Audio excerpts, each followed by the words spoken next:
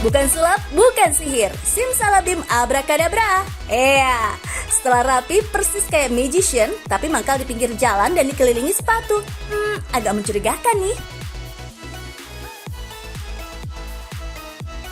Kenalin fans, Agus Kuncoro, tukang sol sepatu magic di Pasar Aji Barang, Banyumas, Jawa Tengah.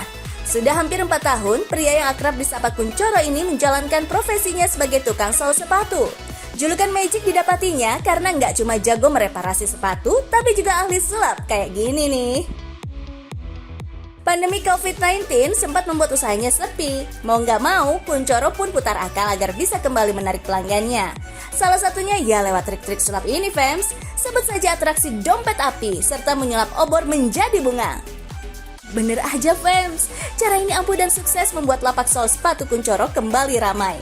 Nggak jarang pelanggan dibuat terkesima dan terhibur dengan aksi sihirnya.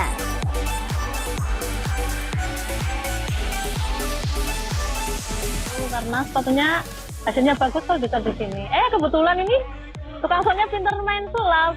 Akhirnya aku sambil nonton, sambil nonton juga sih. Terhibur juga ya? Alhamdulillah, senang sekali nih. Mantap Pak Kun, pelanggan bisa tetap happy sembari menunggu sepatu mereka diperbaiki.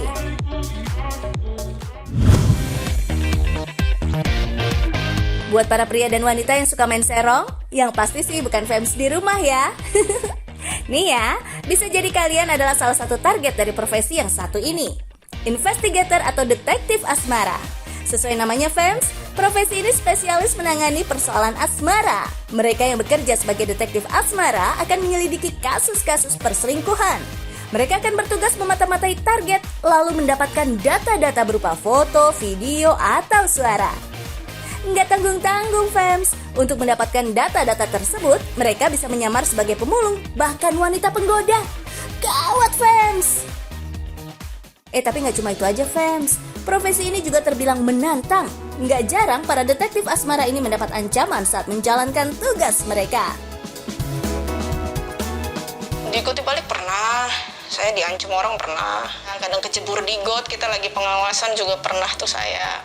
Kadang kita diserempet orang, kadang kita di amuk massa ada juga karena disangka ngapain gitu, atau kita lagi melakukan pengawasan di tempat prostitusi disangkanya saya PSK juga pernah ditawar, digodain orang, hampir mau diperkosa juga pernah gitu kan karena disangkanya saya perempuan seperti itu.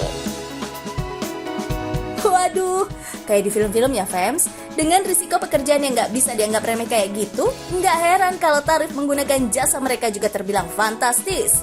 Rate-nya bisa mencapai jutaan hingga puluhan juta rupiah. Target pasarnya pun terbilang eksklusif, yakni kalangan atas dengan profesi prestis tertentu.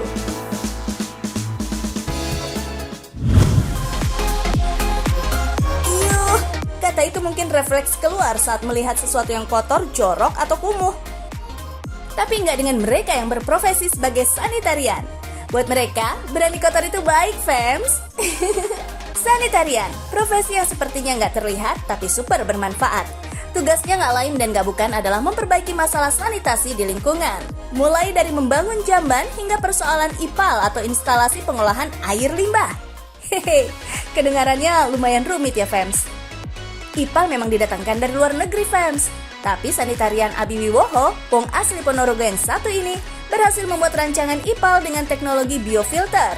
Barang-barang bekas seperti tempurung kelapa, bambu, dan botol minuman kosong dimanfaatkannya untuk membantu proses penguraian kotoran. IPAL rancangan Abi hanya membutuhkan biaya 30 juta rupiah.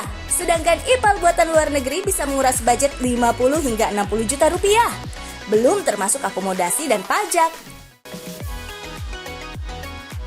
Kita doakan bersama ya fans, semoga lingkungan termasuk sungai yang jernih bisa segera diwujudkan lewat IPAL yang layak dan sesuai.